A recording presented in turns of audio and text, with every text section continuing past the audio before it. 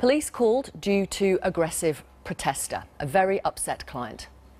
Police attended and had a conversation with protester. I felt very traumatised. If there is any way you can remove these people from standing outside, please make it happen. This is unacceptable and wrong. Those are just some of the logs kept by an abortion clinic in West London of patients' encounters with protesters outside it.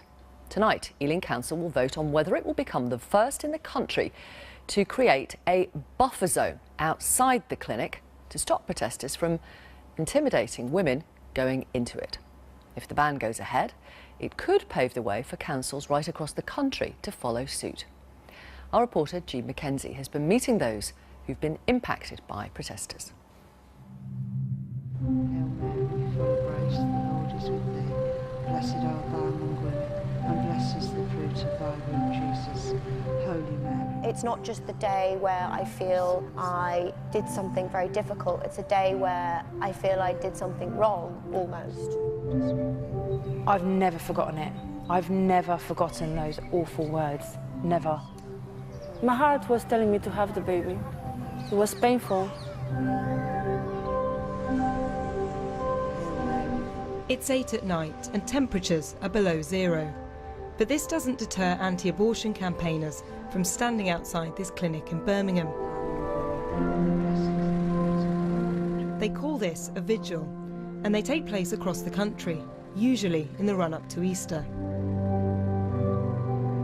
But a bitter debate is now raging over whether they should be banned.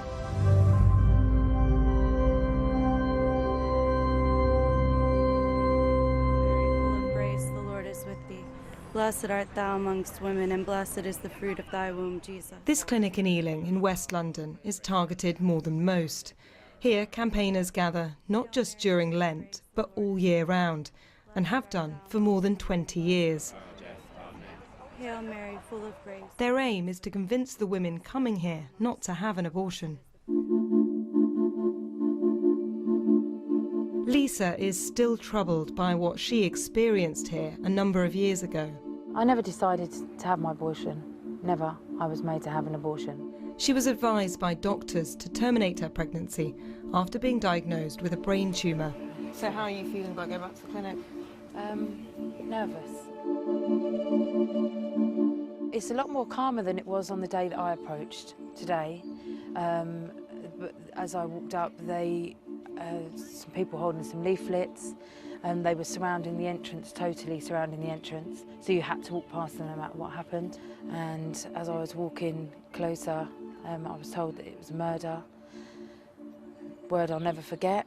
And I was also told that I had a heartbeat. I was killing something with a heartbeat. And that's the words that still live with me today. What was it like to learn that you had to have this abortion that you didn't want? I was heartbroken. I'd tried for a few years to fall pregnant, and when I did fall pregnant, it was the best thing ever. And to be told, actually, you can't have that. You can't have that, and it's just absolutely heart-wrenching. And I just remember going in, sitting there, and I wanted to come home. I was happy to come out of the clinic and go home and risk my life because I didn't want to be branded a murderer. Those here today are not the people Lisa encountered. How is it to see them standing here? It angers me. I think it's cruel, I think it's unfair, and I don't think it should be allowed. God created all men in his own image, the Bible says. At clinics across the country, staff say women are being routinely harassed and intimidated as they try to access this vital health service. But the anti-abortion groups dispute this. They say they're merely there offering support to women who don't want an abortion, but see no other way out. Today, in front of the cameras, there is no shouting. Watching the people standing outside the clinic, they are approaching women as they go into the clinic for their appointment, and then again when they come back out, trying to hand them these leaflets that have in them help and support. They are deliberately going up to women, speaking to them, trying to engage them. But when we asked to see a leaflet, we're refused. Well, as I said, I don't give interviews. I'm here to help mothers in a pregnancy crisis. So right now, I can't work. So with respect, I'm not going to continue talking to you. Here in West London, the vigils have received so much opposition that the local council is considering banning them. Across the country, it's difficult to know exactly what is happening outside the clinics. The vigils are sporadic. There can be different people each day, so there's no one to hold to account. There is no excuse deemed right for you to terminate the life of a child.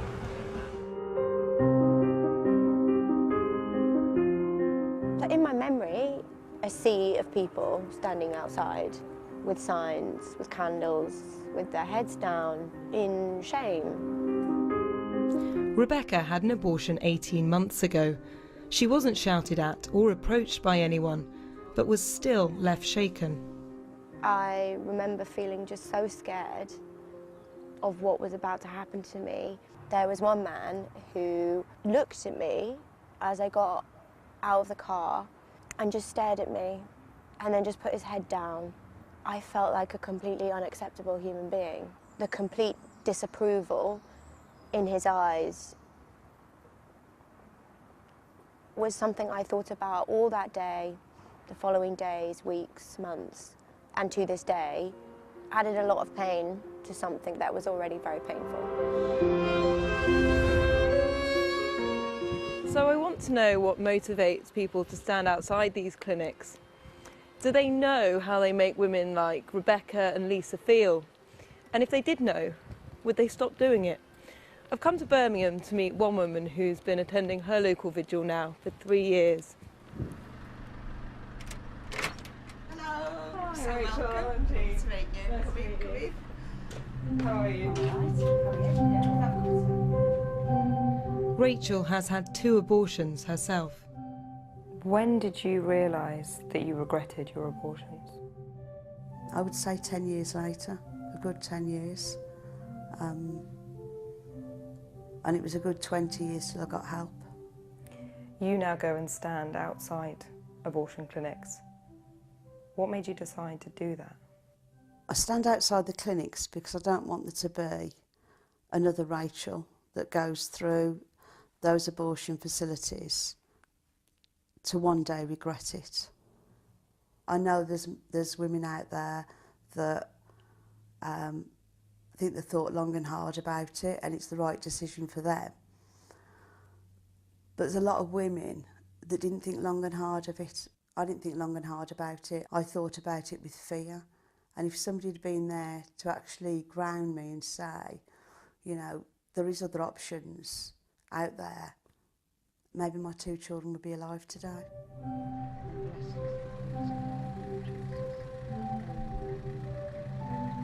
When I'm outside the clinic, I very quietly pray. I'll either say, can I help you? Here's a leaflet. I'm here if you need me. And that's also to the women that it's quite obvious they've had an abortion. Have you ever called a woman a murderer? Why on earth would somebody think it was okay to call somebody a murderer? Shouting murderer, being abusive, standing in the way of people, all these things that are not happening would not be allowed and should not be allowed. But I've never seen any evidence of it. Have you ever told her emotive things like talked about a baby's heartbeat or called her mum? I've never told anyone that the heartbeat is at 16 days. But I think telling somebody that the heartbeat is at 16 days isn't emotive. I think it's fact.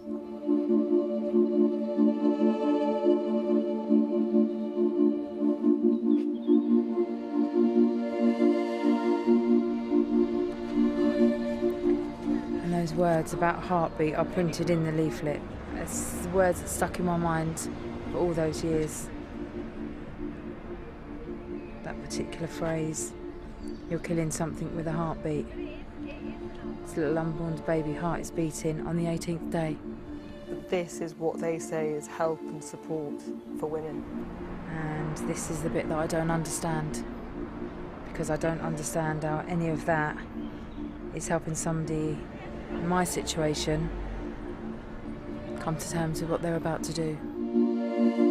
For some women, you are making what is a very tough experience even tougher. How does that make you feel? I'm sorry they feel that way, but the hundreds, and we've got the list of all the names of the women who we have approached, have changed their mind, and thank goodness that, you know, and thank us for being there. That really outweighs somebody being slightly miffed by a leaflet or our very presence. I'd like to know how many people they've actually helped, how many people have actually walked away from there saying to these people, shaking their hand and saying thank you. You chanting at me has changed my mind totally.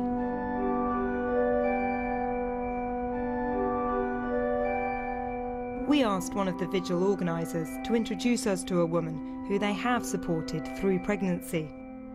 This is Alina. She moved to the UK from Romania 7 years ago and became pregnant while working as a live-in au pair.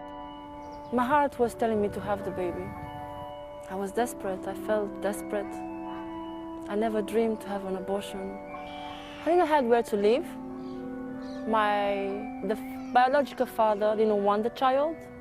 And when I told him I'm pregnant, he said to me, Alina, it's not the right time for me to have another child. And finally I gave in. So what happened when you went to the clinic? A lady approached me and she offered me a leaflet. I saw all the help they can offer. And I asked her, said, are you serious about this? I said, I need somewhere where I can stay. I need somewhere to pay my rent. I need someone to provide for my child. So what have they given you? So they gave me a room where to stay, a baby cot, a buggy. They gave me weekly money, pretty much everything I needed. If you hadn't seen people on the way into the clinic, what do you think would have happened? Probably I'll have the abortion. You had such strong doubts, though. Do you not think you may have changed your mind anyway? No, because I didn't have the financials, I didn't have the money. One of the country's leading abortion providers told us that 1 in 5 of the women they saw last year decided not to go ahead with their abortion after being supported by staff at the clinics. Have you changed a woman's mind, personally, to not have an abortion by standing outside a clinic? No, I haven't personally changed a woman's mind, but, well, not that I know of. Then why do you still do what you do? Sometimes you see the fruition of your actions. Sometimes you plant the seed. And it might be that this time that you've planted the seed and that they go in and have an abortion. And it might be the second time round that they'll think twice. There is a lot of support from the NHS, from charities at every single point prior to arriving at the clinic. An extra layer of scrutiny and pain is completely unnecessary. Tonight, Ealing Council will vote on whether to introduce a buffer zone around the clinic, which would stop people from standing here. There are reports of women being approached, of women being pushed, of women being shouted at. It's bad, honestly it's bad, but you can't punish all the helpers because of one person shouting. Then it moves on to 10 weeks, that's a surgical abortion. Other councils are watching and waiting to see what happens, as is the government. It's currently considering what to do at a national level. I do not believe they should be allowed to protest directly outside of clinics. I think it goes against my own freedom of speech, my own freedom to be there. A protest is somebody shouting, this isn't right, this isn't right. I'm whispering, can I help? When they turn up there for a day and stand for 1 or 2 hours, it's a small part of their day. And then they go about their everyday lives. For the woman who is making that decision, it is something they will remember for the rest of their lives. Jean McKenzie reporting. Thank you for your messages. Elaine says the absurdity and absolute arrogance of these Bible thumpers trying to harass and traumatise people, making a difficult but legal choice, is astounding. This tweet from Sedley: those outside abortion clinics are using a mental weapon against the innocent and they should be prosecuted. Heather on Facebook: it's no one else's business. You made a very difficult decision for a valid reason. These groups are totally obnoxious in my opinion. Carol on Facebook: I'm not for abortion, but who are we to judge? It is your free will, you decide. And this tweet from Jean: people have terminations for many reasons. Let's talk to Dr. Pam Lowe for the next couple of minutes. Pam Lowe is a social scientist at Aston University, and she's been observing and researching these vigils for the past 3 years. She's also an abortion rights campaigner. Good morning to you. Good morning. What evidence do you have to show that women trying to walk into these abortion clinics can find it stressful if there are protesters outside? Well, look, I've been to clinics up and down the country in all 4 nations, and you regularly see women who are trying to cover their faces. They'll be running to try and pass the protesters. I've seen women being reduced to tears by the activists outside the clinics.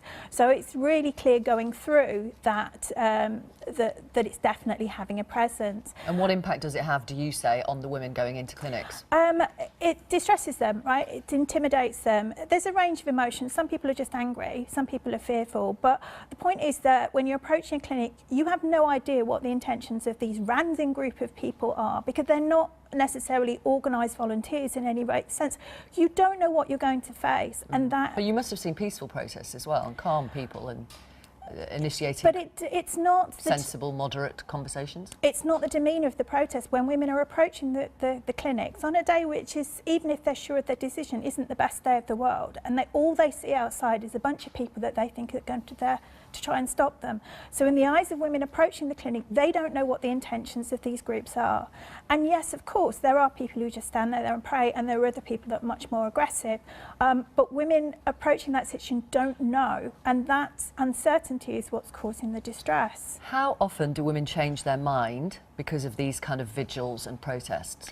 Well, we've got very little evidence to suggest that they really make a difference at all. You know, women regularly attend abortion clinics where there are not protests outside and don't go ahead with abortion. Quite often they'll go to the clinics for counselling to help them make up their mind. And so we've got no way of knowing whether or not it makes a difference. But even if it is the case, some women do regret abortion. But as your show showed a couple of years ago, some women regret motherhood. So I'm not sure that regret is the right reason to necessarily be doing what they're doing.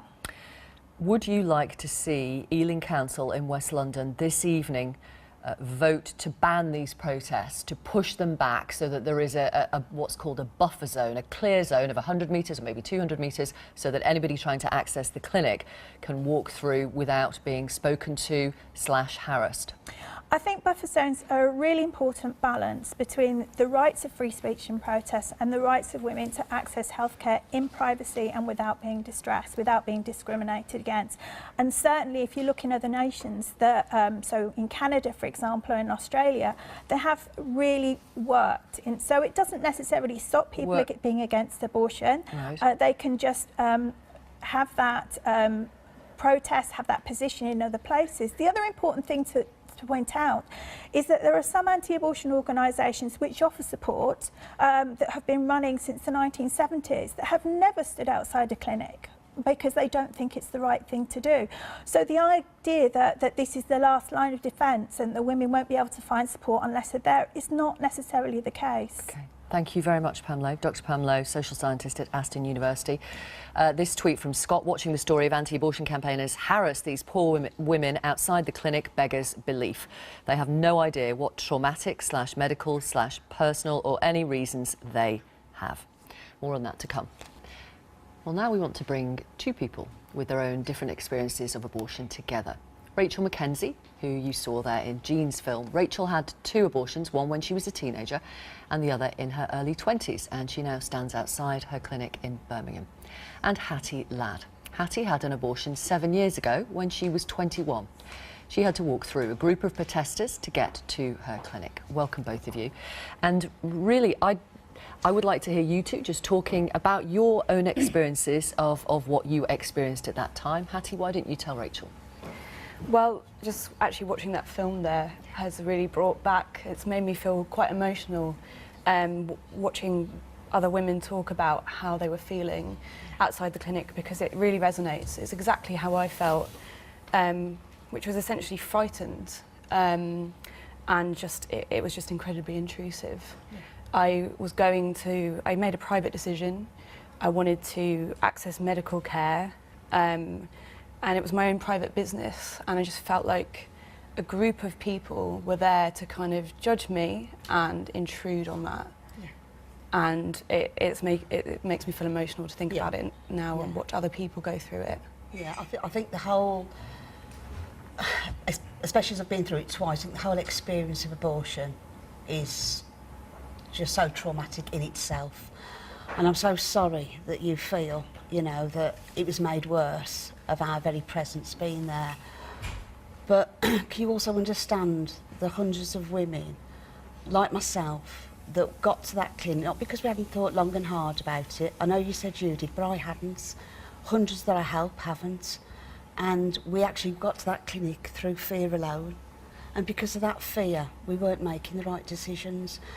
And I'm just there, and the women are there, and the men are there, to give people that have no other choice, to give them a choice of support. You know, it's not just praying, it's financial support.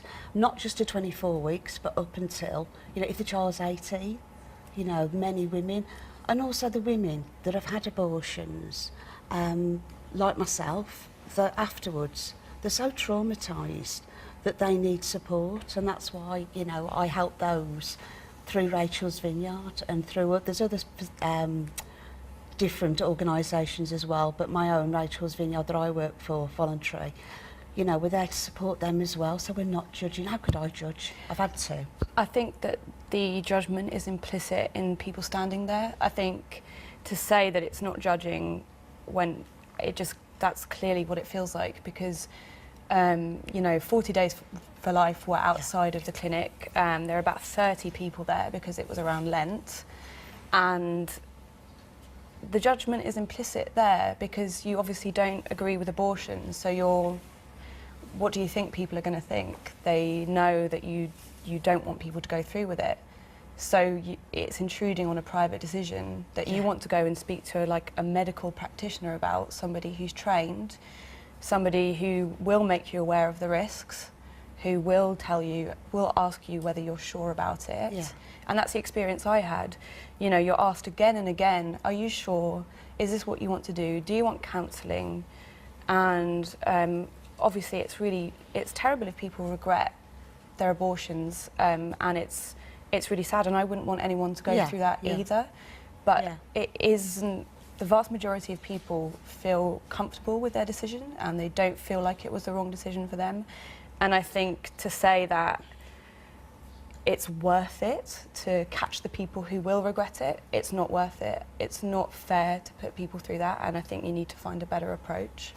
I know you said that, you know, the vast majority don't regret it, but I don't know how many people you know that have had abortions. I'm sure you know quite a few. But I know hundreds that really do regret it. I know their names, obviously not going to say their names, you know, that they needed psychiatric help afterwards. I know a woman that was raped and she, you know, has come into terms with the rape. You never get over rape, you know, come to terms with it, but she'll never get over the abortion. And she's having psychiatric help. My own experience, I was awake for my abortion, you know, and I watched, you know, the abortionist count my baby's body parts. Now, I'm not going to go outside a clinic and say that to people, but that's my own experience. But I'm just there, like the others are, to help those women. I know there's support everywhere, but when you're living on fear, you don't know where the support is. And if that's the last place, you know, and those women haven't got to go through what I went through and regret what I did, surely those women matter. Surely those women deserve that. They absolutely do, but I think that everybody else going in the clinic who's made a decision and is perfectly happy with it, and won't regret it, they deserve to be given the respect, and they deserve to be given the privacy to go and make those decisions without a group of people, a group of perfect strangers standing around and accosting them And offering outside. They're not. It's not helpful if you know that that's what you want to do. Yeah. It's not helpful. Oh, yeah. It increases the feelings of shame around abortion that are still quite prevalent everywhere else in society, and it just increases it. And so something that actually is quite normal for most people, a third of women have abortions in their lifetime, it's actually quite a normal thing. It's part of our reproductive health care, and it's increasing the shame and stigma around it, and I don't think that's fair to do to people. Final thought from you, Rachel. My final thought is that I understand, you know, what you're saying, that's how you feel. But if giving somebody a leaflet and saying, can I help, with proper support and help, surely that's got to be good for some people, a lot of people that we have helped. Final thought from you, Hattie. I just think that abortion should be a private decision that shouldn't be interfered with. I don't think you should be accosted by strangers, and I don't think that it's worth traumatising other people to help other people. I think you need to find a better approach. Okay. Well, Rachel's Vineyard definitely doesn't traumatise people. Thank you both. Thanks. Really appreciate you having that conversation together. Thank you very much, Hattie Ladd and Rachel McKenzie. Well, listening to that was Catherine O'Brien from the British Pregnancy Advisory Service. They are one of the country's biggest abortion providers and are campaigning for these kind of vigils and protests to be banned. Also with us, Isabel Vaughan-Spruce, who runs the anti-abortion campaign group 40 Days for Life. It was just referenced in our conversation there, and that's in Birmingham, and they do hold vigils outside certain clinics. Hello, both of you. Hello. Catherine O'Brien, you've been campaigning for these protests, these vigils to be banned. Why? Why does this need to happen in your view? For a number of years, BPAS tried to work with local groups that organise the vigils and local police forces to try and move the protest directly away from clinic doors, where women were reporting feeling harassed, distressed, and indeed our clinic staff as well were reporting feeling very intimidated by these groups. Okay, so I'm going to pause you there. So would it be all right with you to be moved back, say 100 metres, 200 metres, so you can still carry out protests peacefully or otherwise, but you're just not hanging around the door where women enter? So I think it's very important to make it clear that we're not there to protest. We're there to offer help and alternatives, and the 40 Days for Life is also there to pray. However you describe it, I'm asking you about being further away from the clinic. If we're further away, then we don't get the opportunity to offer the help to the women and couples who need it. Okay, so you definitely don't want these buffer zones brought in? No. What difference would it make, do you think, if, for example, Ealing Council decides tonight to vote for a buffer zone outside this clinic in Ealing? I think it will make a huge difference to the women of Ealing and the women that need to access that clinic, but this is a national problem that needs a national solution. We know the government are looking at buffer zones across the country, and that is really what we need to see to ensure that all women and all clinic staff are also protected. Let me bring in Emma, who's contacted us. Emma is from Tunbridge Wells. She's one of our viewers. She's 28. She has a 10-month-old son, and she was confronted by protesters when she was 16, when she was going for an abortion. Hi, Emma. Hi, how are you? Hello, good, thank you. Thank you very much for talking to us. Can you describe the experience from your point of view as a 16-year-old going for an abortion? Yes, it was horrific to see these people shouting at myself and my mum outside of the clinic. I was 16.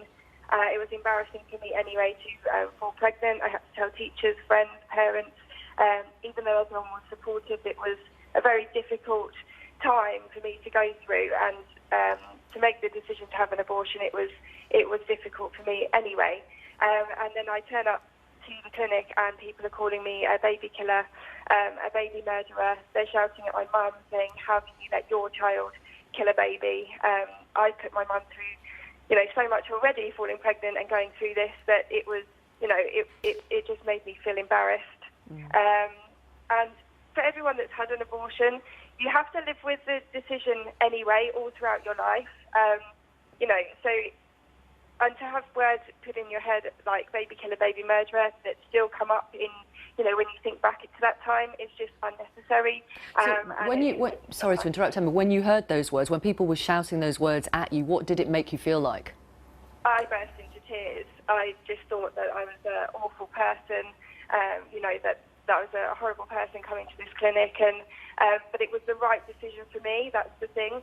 It was the right decision for me. I spoke to, my doctor, I spoke to teachers, I spoke to my parents and family about it. I made the decision, it was the right decision, and they made me feel really small and really horrible. Thank you very much, Emma. Thanks for getting in touch with us. Really appreciate it. Let me read you this email, if I may, from Christine. I'm writing to say that rather than a buffer zone outside clinics, there should be independent counselling services to help women who feel desperate about making the right choice. BPAS, your organisation, and Mary Stopes clinics have a vested interest in giving women abortions because they are paid well. I was once considering one because of antenatal depression, and I thank God for a woman called Vera at the pro-life clinic in Doncaster who understood and calmed me down and helped me to get things in perspective. There are women who are unsure, but are time pressured. And my experience is that BPAS encourage you to go ahead. They want your money and they want you gone, but the women can be left with tremendous psychological damage and regret that lasts a lifetime.